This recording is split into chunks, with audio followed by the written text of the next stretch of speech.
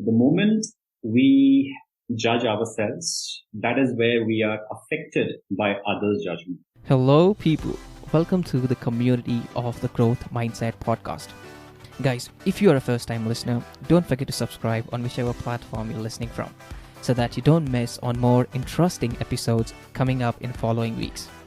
And for our daily listeners, here we are again with a new episode where we will interview another interesting personality from a unique industry and understand how they were able to accomplish this great level of success.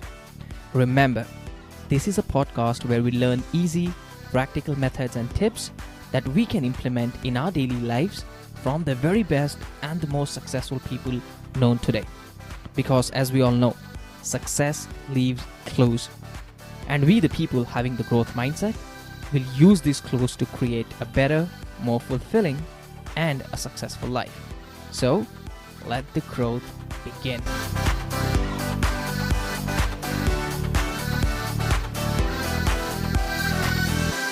Thank you, Divas, for taking your time out and joining us on the Growth Mindset podcast. It is a pleasure to have you here.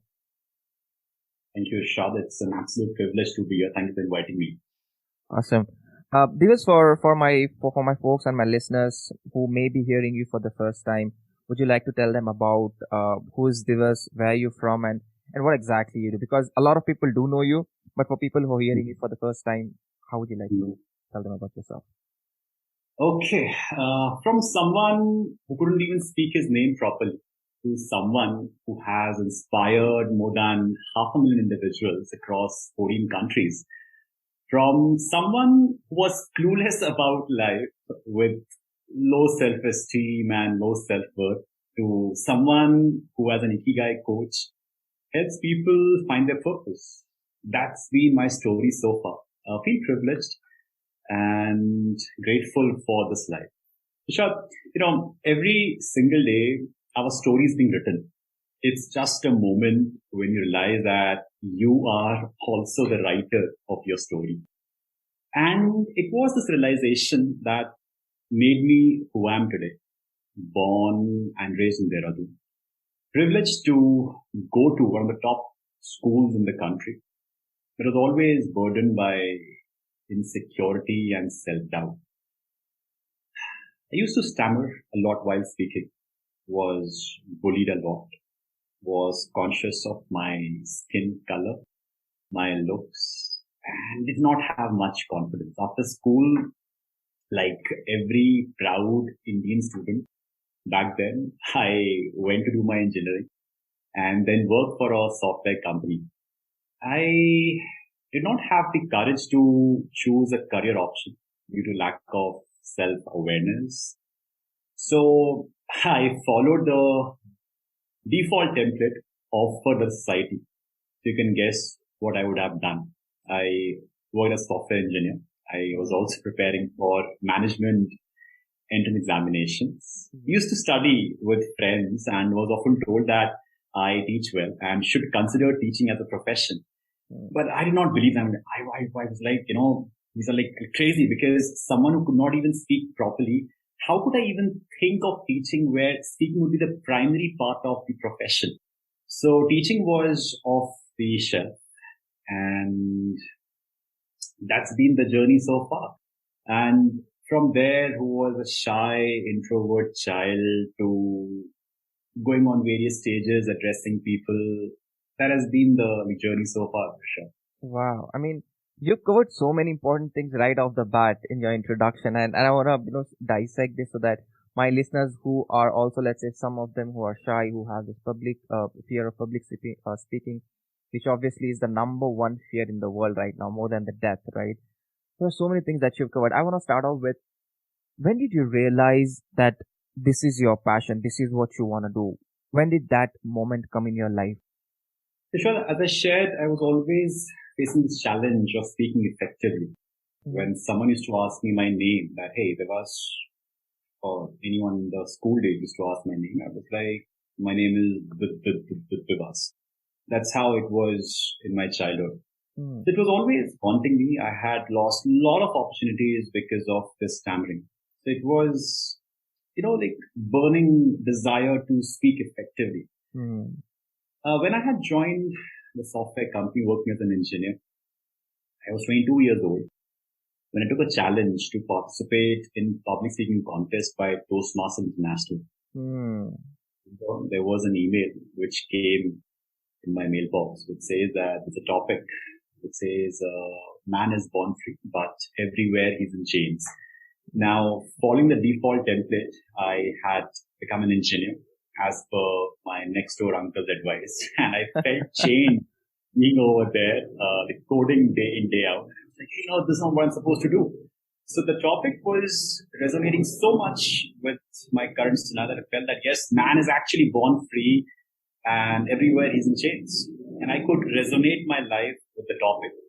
I wrote my heart out and I had to submit the script over there. And those people shot the script. And I was like, okay, what next? They said, now you have to come over and speak for 5 minutes. Like, what I had signed up for. I was just here to express myself. And I just wrote my heart out. But they were so inspired by the story that they said that, yeah, this is a championship. You come over and share. I went there. Those 5 minutes were game changer. That day was beautiful. That chapter of my story was a game changer. Yes, on that day, a stutterer was the winner of that contest. Wow. I had one of my major roadblocks that day and realized that from here, I would write a brand new story for myself. I knew how it feels when someone is not able to express himself or herself. I knew how it feels to have lost opportunities because of poor skills of communication. I knew how it feels when you want to speak, but you're not heard. I wanted to help people optimize their skills of communication and live a purposeful life. I mean, Irshad, I did not want them to do the same pain which I went through. I wanted them to write a story which they can be proud of. So yes, that makes me feel driven and a lot of energy and the gush of adrenaline through my veins whenever I speak and address people and help them express themselves. So that has been a realization that yes, it is something which I have overcome, which has helped me in person, and it has impacted so many lives from across the globe.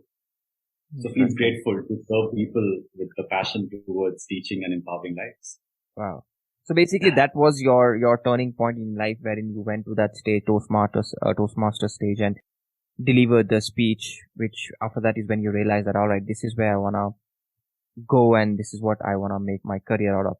So how did you start or get into this career field then? Right after that, were you still working as an engineer and then building or getting into this coaching industry at the side, or did you just altogether stop the engineering, working as an engineer and then get into the industry? Like, how did that pan out? The transition wasn't easy. I remember I was in Bangalore on that day. Oh. There is a mall on the name because I was in Chennai working at Infosys. Okay. And I had my friends working in Infosys Bangalore. So I went to Bangalore and said, I plan to leave Infosys. They're like, why? I'm like, I am going to be a trainer. They're like, you're crazy. Like, yeah, I know. I would like to be a trainer. He says, what's wrong with you? I'm like, I think that I can help people improve their skills of communication. So luckily, I had few friends who initially doubted me and were concerned that what would you do? But they supported me that there was go ahead. We believe in you and you would make a mark.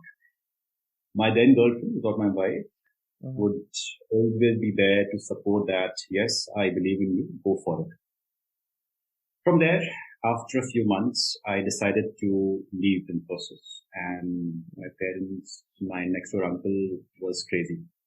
Gupta ji, your son working in Infosys, left the company. He's back in Dehradun. What he will do now? And I'm like, oh gosh. Seriously. That moment was, oh my God, hilarious. So I joined a university because that's where I was accepted. I was pretty much young. I could not think of corporates to join as a trainer because corporates judge you by how much hair have you lost from here or how many white hair you have. Yeah. And I was like a kiddo for them that, hey, you would train us. I was like, yeah, I can dare to. So college was a place where the young minds looked up to someone who came from the corporate. And that's where I served as a soft skill trainer. I was helping students prepare for the placements and helping them go to the same company which I had left once upon a time. But eventually I was helping them improve their skills of communication, and that's where I started. And I enjoyed it, There, speaking for at least 5 hours a day was like, oh my God, bring in more. Whereas like coding for a few hours in a day was draining. I mean, spending those hours in that cubicle was draining for me. I don't say there's like something wrong with that. There are people who are okay with that, but I wasn't okay with that kind of setup. I was looking for that stage, that place where I can just go. That like classroom was a breathing space for me. Yeah. And that is where I lived. Maybe, Irshad, as you make me think, for someone who was struggling with his speaking all his childhood, it was a big moment for me to go and speak effectively and also help people, because I know that today in this world, if you can communicate well, you can go miles ahead. Even this podcast we are doing, it's all about communication. I wouldn't be here or you wouldn't be here if we could not communicate with each other. So we have been blessed with a voice, but very few use it in the right way. Yeah. And that's where I realized the power of voice. I worked as a trainer, and thereafter even to taste new flavors and new audiences, I worked as a freelance trainer, traveled across the country, went to various parts of the country and trained various students, because I thought that if I train students from one particular area or geography, I would have a certain kind of belief system or a mindset while training them.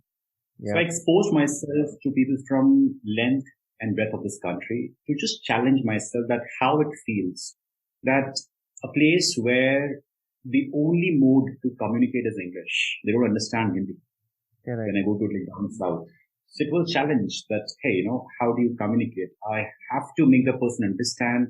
So I found new ways to communicate, body language, voice, everything was being worked upon. And the mindset was being developed. I think acceptance of people, the way they are, who they are, and accepting culture.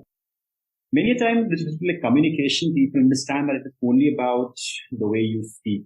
Yeah. It's about accepting the other person as well. How much tolerance you have, how you operate, the kind of ego we have, the kind of insecurity we have. All those things do come into picture whenever we communicate. So I was reading a lot about it. I even upgraded my skill set parallelly. I signed up for a diploma program by the government of India, that is ISTD, Institute of Training and Development, and got my skill set in place. Got a chance to be with CEAV Australia, became a master career practitioner. So I thought that in India or in any other place, to get a job, you ought to have a degree. I could not have been a resources had I not been an engineer. But for public speaking, for communication skills, there's no degree as such. It's about, even if I claim that Irshad, I have a degree from XYZ place. But the moment I open my trap, and if I don't make sense, you say, get lost. Right? True. So over here, degrees don't matter. It's about what you say, how you communicate, what message you have to share with the world, and how you express it. That matters. For which I had to constantly upgrade myself. I listened to a lot of people, analyzed a lot of public speakers. And that's how I have been making this shift day in, day out, and becoming a better speaker, better communicator, better coach. Wow. From a person who was stammering to a person now who's speaking flawlessly, inspiring other people, also telling them, how they can improve their communication skills is a great feast in itself. Because, yes, you're right. When people open their mouths, it's not just about what you're talking, right? It's about the body language. It's about how you're standing, how you're looking people in the eye, and what kind of tolerance you have, because not everybody's going to listen to you right off the bat, right? So now for people, let's say, who are in this stage at the moment, it could be young folks from college background, or somebody who are, let's say, in their early 20s, and they're shy of public speaking. They're afraid of going in front of the audience and talking. What are some practical tips, Divas, that you can give to those individuals so that they can get rid, or at least face these fears of public speaking and become a better communicator? First, they should build a mindset of a public speaker. The number one thing that stops all of us from expressing is the fear of being judged. We are often concerned with what people would think about ourselves. However, what matters is what we think about ourselves. Yes, people judge a book by its cover. I have this book over here, The Power of Now, and many others. Whenever we buy a book majorly by judging its cover. That, yeah, this book looks nice. True. Yes, people judge a book by its cover. And the interesting part is when the book represents the cover. Similarly, people would judge us by our looks, by the way we speak. That's the cover, that's the facade which people see at the face of it. The interesting part is that we would be affected when we judge ourselves and we feel that the book represents the cover that is being judged. As in, if someone says, Irshad, you're a Superman, how do you respond? I'll be happy. Honestly, yeah, I'll be like, wow, that makes me feel good. Strong. Yeah, you'll like feel good about it. You will feel strong about it. And you may also laugh it off that, oh, Irshad, like, he's just pulling my leg, or like just saying that, okay, I'm a Superman, right? However, if I say that, Irshad, I don't like this cap on your head, or I don't like your face, I don't like the way you speak, or whatever, it might hurt you. For example, when someone used to pass a remark that you don't speak well, you can't even speak your name properly, it used to hurt me. The person was judging me based upon how I speak, but I was affected because I judged myself.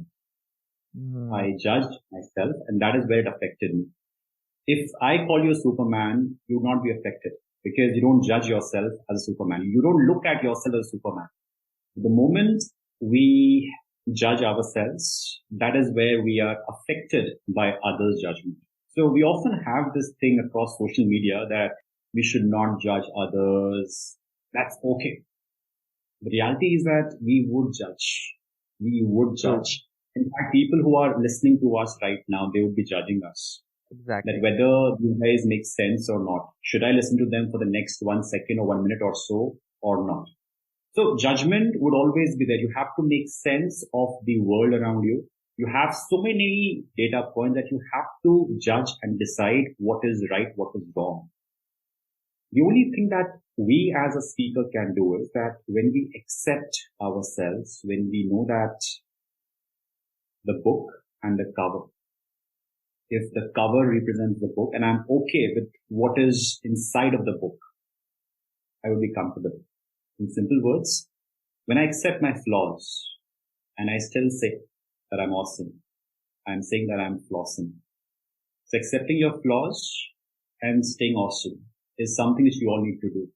When a speaker goes on stage, he thinks of giving a perfect speech. He thinks of perfect body language. He thinks of perfect voice, perfect words, perfect vocabulary, perfect pronunciation, which is just related, all in the head.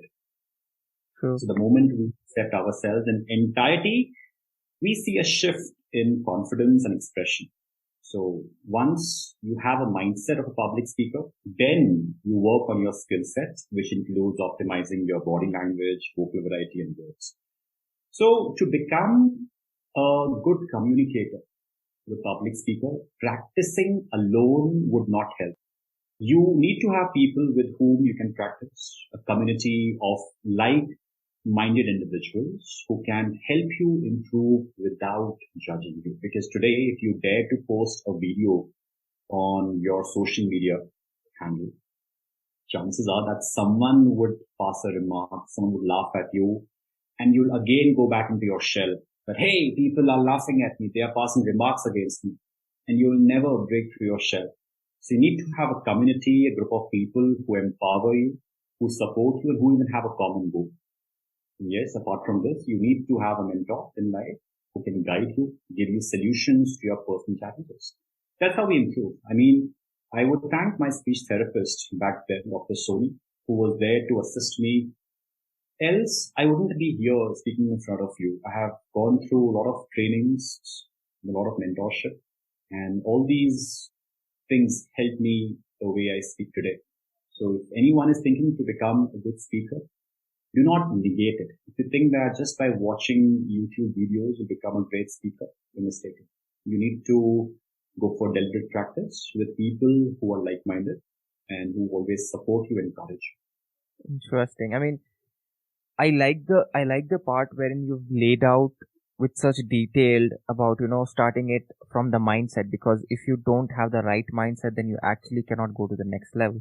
And then accepting what you are and accepting your flaws so that people can't use it against you is such a game changer, because then you're not allowing anybody else. You're consistently focusing on yourself, on your personal growth.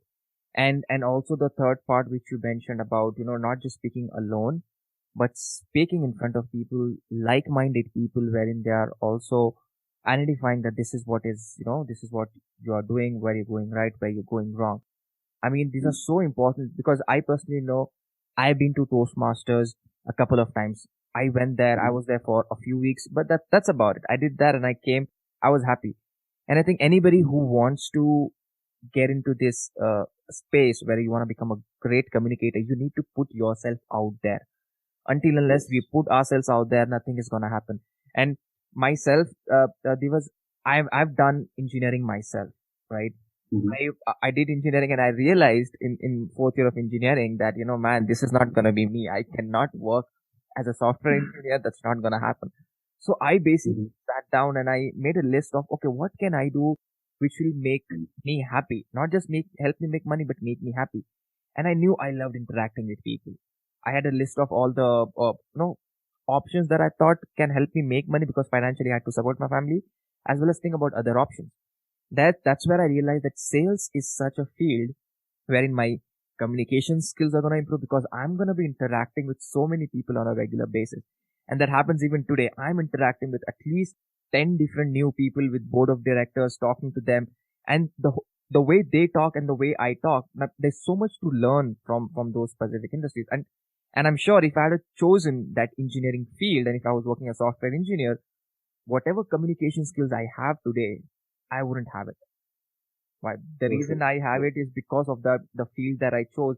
And today, interacting with people like you who have their own amazing experiences, own struggles, and then sharing, this puts us all in a space to kind of share what we've learned along the way and what others can also replicate in their life to become successful. This is just a journey which is starting for us. Obviously, we have to learn, grow, evolve as human beings, and also inspire as we go along. Okay, Irshad. True. You mentioned about realization, like having a realization that you are supposed to communicate with people. And I believe that we all have that gift. And if you don't share it with the world, we are being selfish. True. So it's good that you decided to move into space whereby you use your gift of socializing and talking to people and sharing the learnings with the world. It's a big service that you are doing by using your gifts and sharing it with the world. Thank you. And I'm glad people like you also are coming forward, helping each other to make sure that we create a better community, because when we work together, there are more, we can inspire at least. I'm somebody who believes that if we can inspire even one single individual, and if his life changes, we can change an entire generation of his family. And then that's all we need to focus on. Now, going back to your story, Divas, on your background, I do see awesome productivity. Okay, let's talk about productivity here for a second. I would understand at times like this when things are so difficult and people are working from home, there's so much chaos out there. What can people do to stay productive at times like this? What do you think are some right rituals or practices people can adopt? go inwards. That's the game. Last year, in the month of March, when we had lockdown, it was chaos. We were playing Ludo. We were watching Hotstar, Netflix. A lot of stuff was being done. And we had things to convince ourselves that, oh, we have got some time to connect with family. We have got some time to connect with having fun and enjoying. Then after a few months later, some of us had pink slips that, sorry, sir, we cannot afford to have you. So the learning is that when you have some time, when you are indoor these days, you have a lot of energy, a lot of time. You're not wasting time in traveling. You're not wasting time in extra stuff. You're just at home, at your comfort. You have a lot of time for yourself, which should be used productively to do things which can save you from the uncertainties of the future. I come from a middle class family. I was not born the silver spoon that I can think of trying to follow my passion without thinking about how will I bring food to my table. So I would not give an advice where people say that follow your passion blindly. It doesn't work. I had a rock band in my college days. So this look which you see as of now in this podcast, I look clean shaved with finely trimmed hair. If you check out my photographs back in engineering days, I had a beard and long hair and red color shoes and my drumsticks in my hand. Oh, I was killing it. Interesting. So the college got over. The vocalist went to Pune. The bassist went to Hyderabad. The guitarist was in Ahmedabad. And I, being a drummer, was in Chennai. So the passion for creating music could not sustain because it was not backed up with something which can sustain all of us professionally as well. So learning being that you need to work on something in parallel, be it in the evenings, be it over weekends. You need to spend your time productively. I have nothing against people who go for binge watching. If you watch something which is insightful, which gives you a learning, then it's great. But if you are discussing about the web series the next day, that do you know what happened in that character? Oh my God, look at that series. I'm waiting for the next season, That is the discussion which people have around, not realizing that there is something more productive, more important for them, that is to work on the craft. Why I'm emphasizing on this? It is not important. Either accept it, either accept the current reality, either accept the current standard of living, either accept the current job profile, the current role. Be okay with that. Then don't quit. If you're aspiring for a better lifestyle, if you're aspiring for a better job, if you're aspiring for a better life altogether, then it won't come to your way if you follow the same rituals which you're following as of now. So at a conscious level, it's at a daily level whereby you spend your time judiciously. I would not follow up with the news. I don't do that. If you ask me about what is happening in the world, I may have some idea, which is important for me to know. But I don't have this habit to just scroll through random news, whereby the news is tweaked in such a way that it creates more tension, more pressure in your head, and doesn't give you food for thought. So I would say that cut down on the news that you consume. The way you consume social media, that makes a big, big impact. In my Instagram, I follow close to 18 people. It might fluctuate by a few numbers up and down. And I'm very mindful of the people whom I would follow, because it's a habit that you have to check out your phone now and then. And when my entire work, entire business runs around social media, I have to check out my Instagram quite often. So I have to feed my mind with something productive. So the people whom I follow, they always talk about growth. They only talk about personal growth, and that keeps me on track. Right now where I'm sitting, I have a vision board in front of me. So vision board. I have the calendar for the month of July, August, and September, 3 months. Just yesterday, I replaced the calendars for the previous month. And now I have a vision that this is what I have to do. So this keeps me on track because Irshad, to be self-motivated is not easy. You can watch one video on YouTube, feel inspired, and say, I'm going to change my life. But then nothing changes if nothing changes. True. So these small changes keeps me on track. So if we all can incorporate these habits of having the vision board, number one, having the planner for the next 3 months at least, that how do you plan your next 3 months? That would give you more control. And you can even have a fine balance. Yes, you can always pamper yourself, spend one day maybe in the entire week when you have worked really hard the other days, that one day you can always pamper yourself and watch something meaningful. I was watching this documentary on Netflix about the founder of McDonald's. Yep.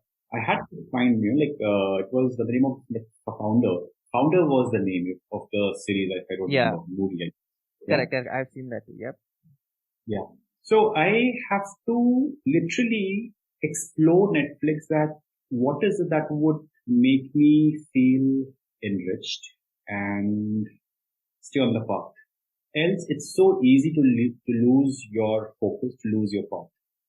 So as a daily ritual, I would always insist that remove distractions, follow the right people on social media, which would feed your mind with the right content. Else, if you are driven by your friend's timeline that, oh, look at him, he is holidaying in so-and-so place, he is getting married, he's having kids, I'm like, okay, that's good. But that's not my vision board as of now. So following the right people is something which we can do at a conscious level. Man, I love this, Divas, because what you've laid out is so true.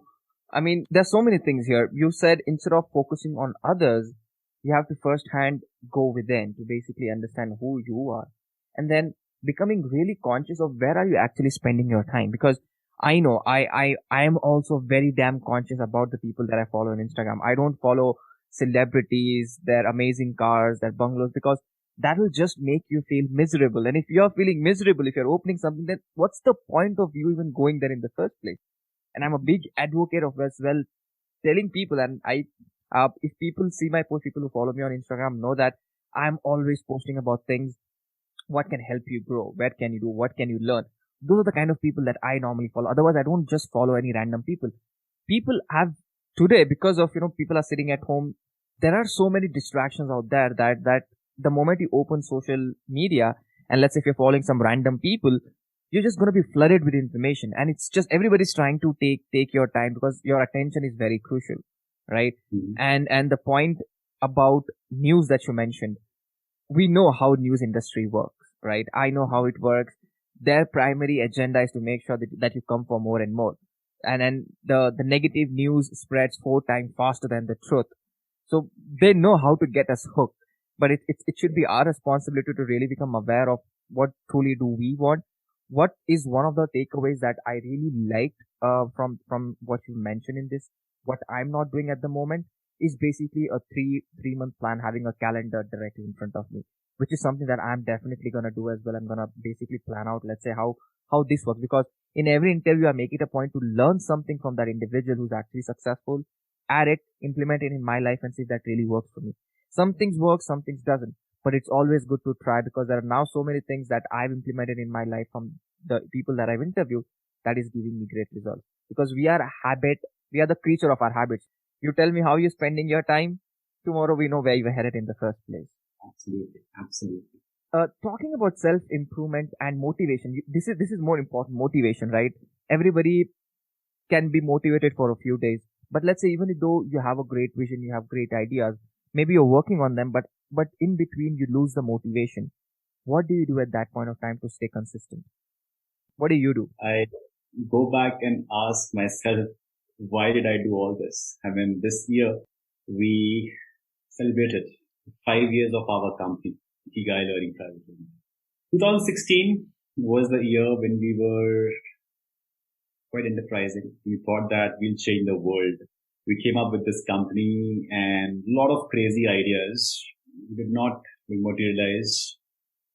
And we read that startup would fail after 3 years. Generally, we sustained for 5 years and we were happy. So every single day, whenever the client did not respond the way he should have responded, or we did not grow as per our expectations, we always went back to where we started from. That energy which I had in my 20s, that spark which I had in my 20s, that yes, I have to impact, I have to serve. As I shared initially, that burning desire is so much fueled up by now that the day I feel that I've been able to help someone improve his skills of communication, I will not eat anything. I don't need anything on that day. It's like such a feeling of fulfillment that yes, I have achieved it. So going back to your why, as everyone says, that is so true. Why you do what you do. Was it for just few number of followers? Was it for just few number of likes? Initially it was, let me be honest, was where you are happy the way your brain works, dopamine works, and you feel, oh my God, the numbers are getting better and better and better. Then you realize that, hey, the kind of fulfillment which you get once you start bringing a change in people's life, that makes my day. Recently, we clocked in 100K on Instagram, and you will see till now, I haven't posted anything on Instagram that I have no cakes, no balloons, no celebrations for my team was like, hey, what's wrong? I remember last year when it was from 5K to 6K in a day. It was like, one day, 5K, next day it was like 6K. I was like, oh my God, 1,000 in one day. This is crazy. And we had a separate post for that. It was a moment of delight. But now it has been more than that. It's been about how many lives you have to impact. When after a session, someone says, Divas, you helped me transform my life. I think those words keeps you on path. I do have the feedback of my tribe members, my students. And when they come back to me that, hey, Divas, we connected in the month of maybe October last year. And I would thank you. My wife would thank you. Today I'm placed at so-and-so company, have got promotion. I think those stories, those lives, those instances keeps you on path. You don't feel like giving up. You're like, there is so much to do in this one world. Like, for example, Irshad, this podcast, you would see that so many lives are being impacted. You cannot stop. You'll say that this is such a beautiful thing you're doing. Let's not look at it from a profession aspect, from a commercial aspect. It's also from a personal aspect that how many lives are being impacted. When someone listens to this conversation or any of the conversation with any other person, one word, one message, one perspective can change life. I have evolved. I would say I have evolved because of the shift in mindset. Else I would have been still with the same fixed mindset, the growth mindset. That is the need, and it doesn't happen overnight. So valuing those stories, valuing those transformations, valuing those people who say that you made a difference doesn't make you lose your path. That's what makes me stay on the path in spite of the days when I am low on energy. I'm like, no, there is a lot more which has to be done for people around us. I think that's where Ikigai comes into picture, how you impact the world. Yeah, this is a fact, right? I mean, when we think about, because initially when I started, for me, it was all about me learning. But after a certain point of time, I realized that it's not just about me learning. Now I actually want to share this too. And once when you really share, people who are working today, who are actually sharing their work and other people are getting inspired, only the people that are sharing actually know how fulfilled they feel after sharing those things that they've learned. You know it. I'm sharing through my podcast. I know it, how amazing it is when somebody reaches out to you, tells you, man, I was listening to your podcast. Maybe I listened to your interview. It was amazing. It is giving me a whole different perspective. I'm learning a lot. That's a whole different ball game. It's way more than the monetary aspects of it, the financial aspects of it. You feel something that you're really doing good. Example, as you said, when somebody reaches out to you to whom you have actually trained, saying he's got a promotion, that is way bigger than just the amount or the money or the amount of money that you would have made. Because now you know you're actually changing lives, and that's way more bigger. And science also confirms people are more happier, people who actually believe in their advice and people who are contributing, who are actually going out. So anybody who's listening to us right now, as Divas pointed out, yes, guys, if you really want to be truly fulfilled, that's the way to go. Yes, initially it may be the fact that you may start off for the monetary aspect or maybe for a few likes and followers, but eventually once you start growing, your vision is gonna become bigger and bigger, and then you'd really realize that that's what we actually want to go for and have an impact. Uh, Talking about Ikigai, Devas, have you read the book Ikigai? I'm sure you might have. Have you read the book? Did you get the idea from there, or how did this word come to you, to your business? No, it was long time back. In fact, my TED talk, I did mention about Ikigai. It was 2012 where I stumbled across this word. Back then, this book wasn't a rage, which is how it is now today. So, have been reading about a lot of philosophies from across the globe, and that's where I came across this term. Pretty much insightful and was thought provoking. And if I look at it, the learnings which we have got from our ancient system, maybe through mythology or through scriptures or through all those holy books, they all talk about purpose. They all talk about what you're supposed to do in life. And Ikigai simplifies the entire concept by means of the framework promoted by the Western world. So I have been in sync with Ikigai, which is more of a life philosophy, which includes to live your values, to fulfill your life roles, follow your daily rituals. It's about the joy a person finds living each day to lead a happy and fulfilling life. Yes, the Western world, I got a chance to meet with the author of Ikigai, Eric Francis, last year. And it was a delight to listen to the way they went there, they researched. And the belief got strengthened. It got validated that yes, this is actually a powerful tool. So Ikigai as a concept, as a way of life, is a good way to understand what we need to do in order to be happy. You're right, because a few months ago when I interviewed the co-author of Ikigai, Hector Garcia, he said the same thing. So I actually asked him, okay, what does Ikigai mean? I mean, tell us what does that mean in the first place? And he laid out, and he gave one very interesting thing. While I was talking to him, I asked him, okay, you spoke about Ikigai, what Ikigai is, right? But how do people identify their Ikigai? And that's when Hector said, that Irshad, what happens is people like terminology, people like words, people like to know. But most people don't know that Ikigai, the book Ikigai also had a second edition wherein the authors laid out how do you actually find out your Ikigai. But that book isn't as successful as the first book because that's how people are driven, right? We like to read, people like to read, get those ideas. But when the time comes to implement is where people go a little back saying, okay, man, the sound of it looks nice, but we actually want to put in the work, then people take their step back. We are coming to the end of the interview, Divas, but there is one question that I want to ask you.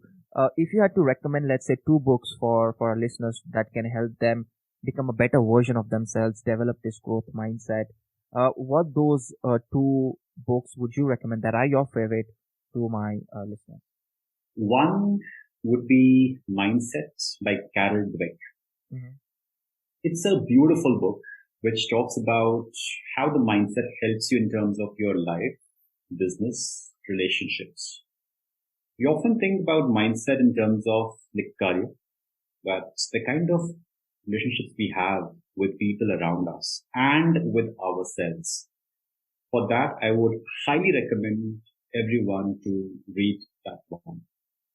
The second one is The Power of Now by Eckhart.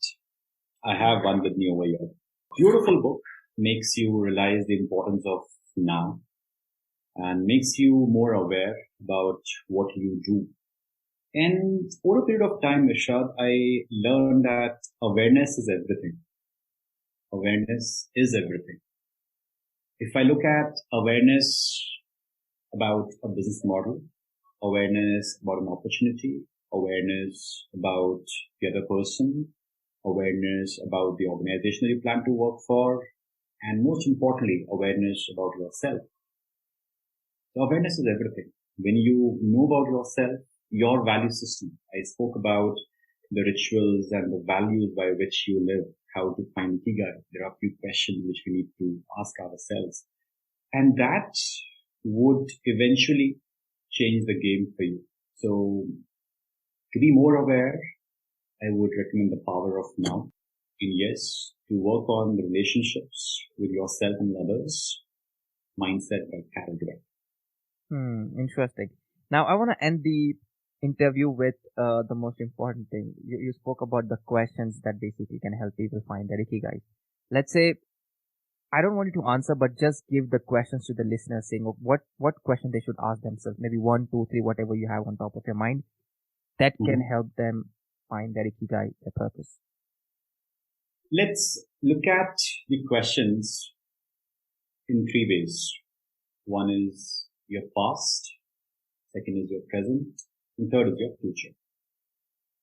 So first question to ask is that what events from my childhood do I still remember strongly when my emotions were stirred, when I felt a bit different? What were those events? You need to go back.